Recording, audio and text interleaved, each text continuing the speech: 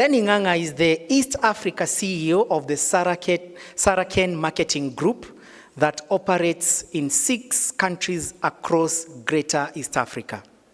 He holds a BA in Political Science and Philosophy from the University of Nairobi and numerous professional courses in advertising and leadership. Lenny has been in the industry for over 3 decades, garnering vast experience in media, marketing, and communication.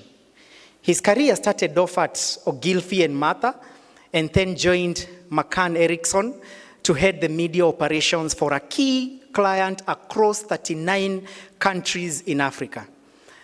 While at McCann, he was instrumental in launching East Africa's first independent media agency, Universal McCann. Later in 2002, Lenny and 3 other partners started their own media agency, Saraken Media, which has grown to become the 2nd largest agency group in East Africa, with offices in Kenya, Uganda, and Tanzania. Lenny was a founder trustee of the Kenya Audience Research Foundation, popularly known as CAF, and he was the chairman of its oversight committee that managed all the technical aspects of audience research in Kenya. He's also one of the founder members of a unique leadership training program called Amalgam Leadership, which basically seeks to elevate skills of African business leaders to global standards. He enjoys golfing, wildlife safaris, and computer gaming. Ladies and gentlemen, let's put our hands together to welcome our keynote speaker, Mr. Lenny Ng'ang'a. Karibu sana.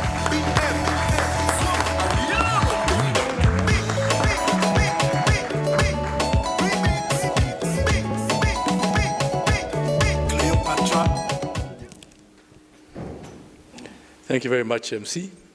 I think the gentleman has done a very good job today. And I'm very humbled to actually be standing here before you. You graduates who've done a fantastic job. This has been a culmination of hard work, resilience, and your commitment to excellence in terms of bettering yourselves. So to all you distinguished ladies and gentlemen, the gentlemen here who've flown in from different countries, the faculty and the founder, Dr. Princewill Omoro-Giwa, who I've known for actually quite a number of years, and today we've met for the first time after, I think, 10 years. And Bonnie, thank you very much for Bonnie for finding me, and actually getting me to come and speak here today.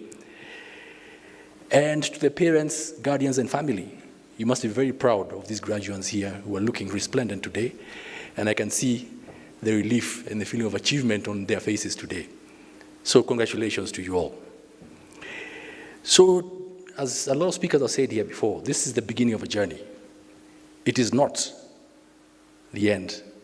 And it's the beginning of a journey, not just as marketers, but as storytellers, strategists, and shapers of the future.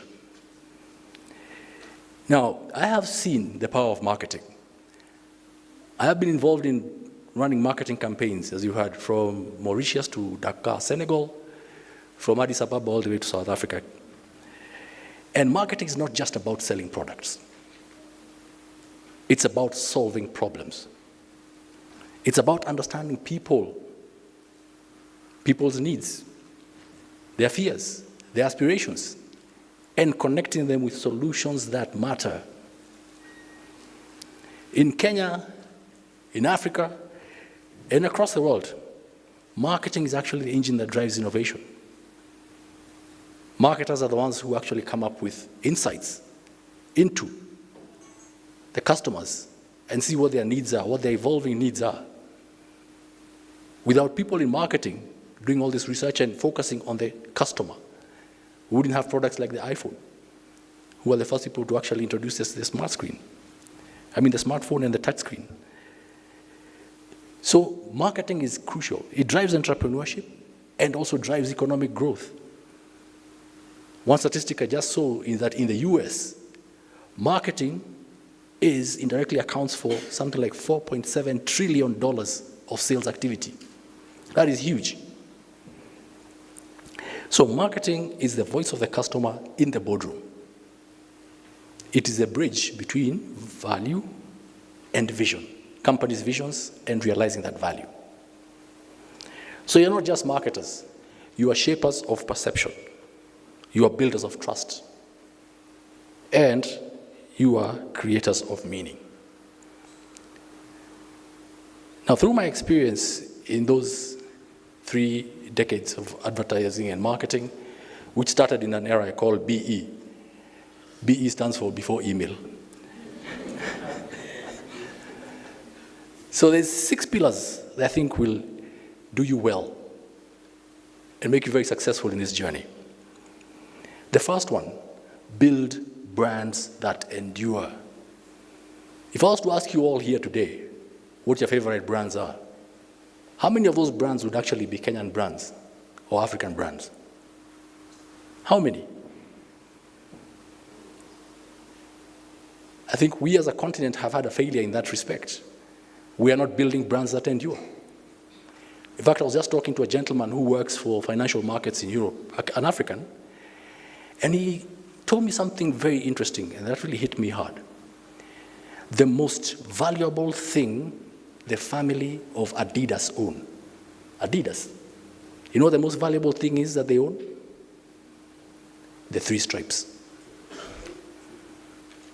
Absolutely. The 3 stripes. That's the most valuable thing they own. Not factories,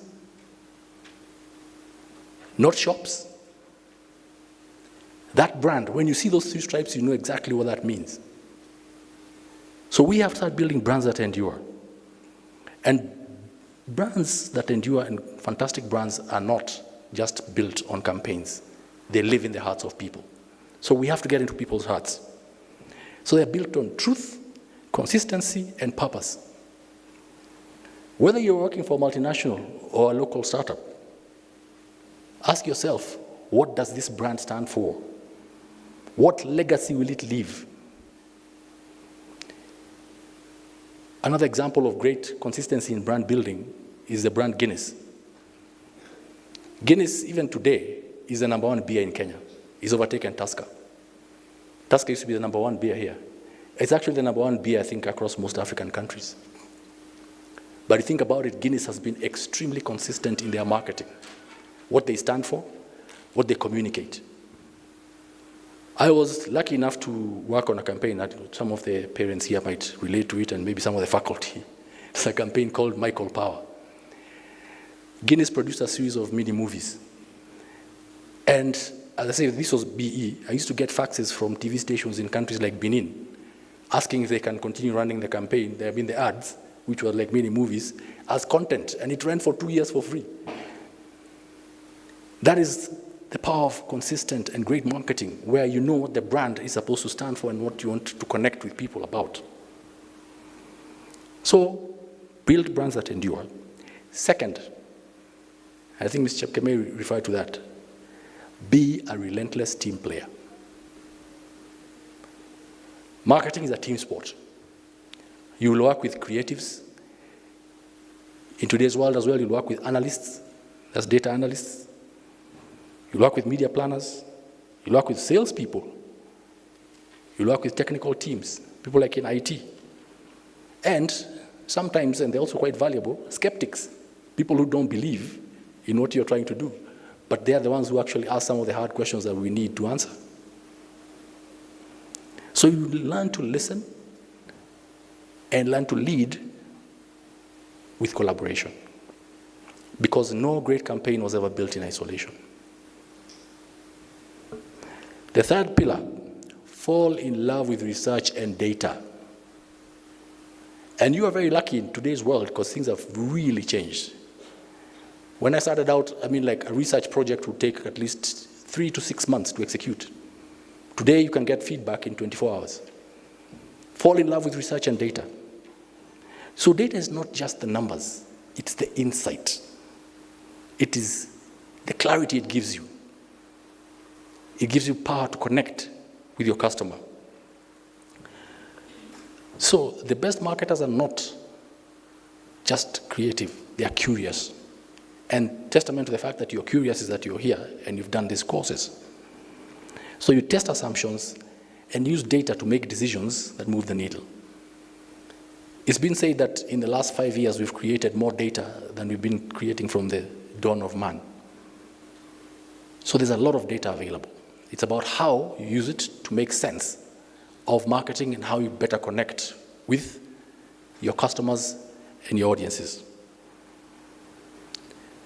The fourth pillar is measure what matters. If you can't measure it, you can't improve it. And if you can't prove it, you can't defend it. I am actually right now on a crusade to ensure that we improve the standards of marketing ROI in this region. Because when I started looking out for case studies on seeing what's the return on investment benchmarks across East Africa, there was very little I could find. Most you would find is entries at the MSK. We just give you anecdotal knowledge.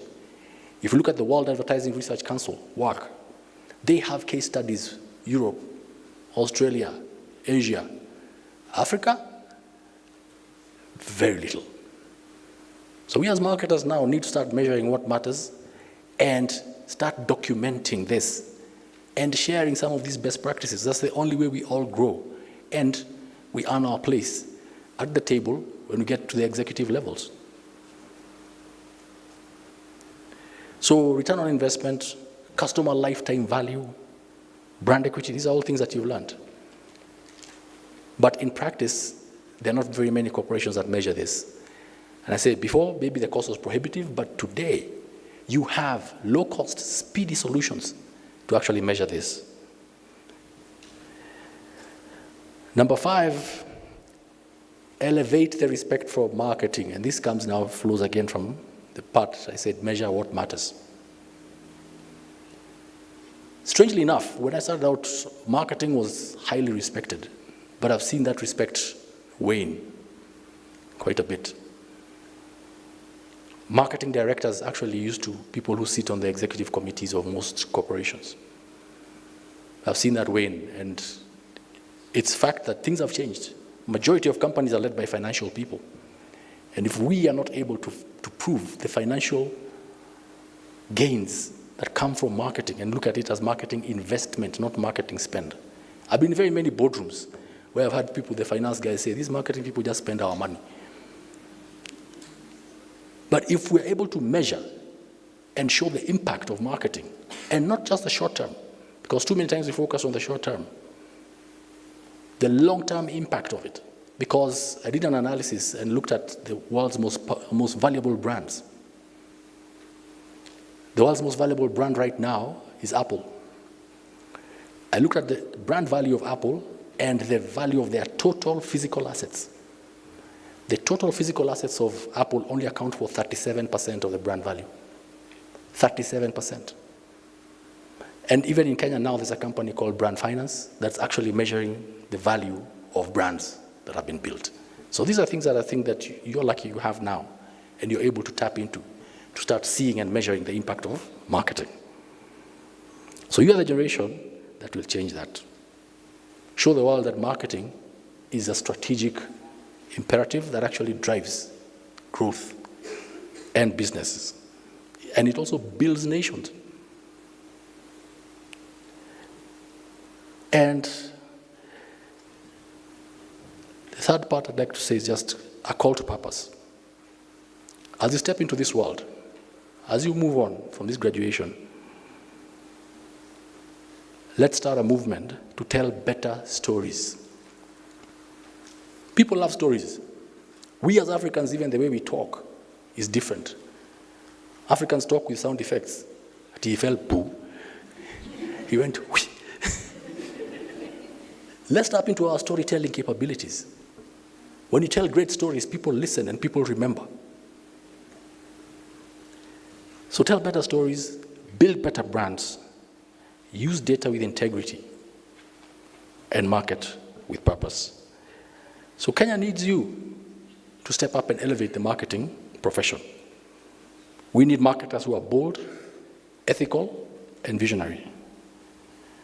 So go out there and be the marketer who builds brands that stand the test of time, inspires teams to do their best work, uses data to drive decisions, measures impact and proves value, and above all, markets with heart. So I'll leave you with that African proverb that says, if you want to go fast, go alone. But if you want to go far, go together.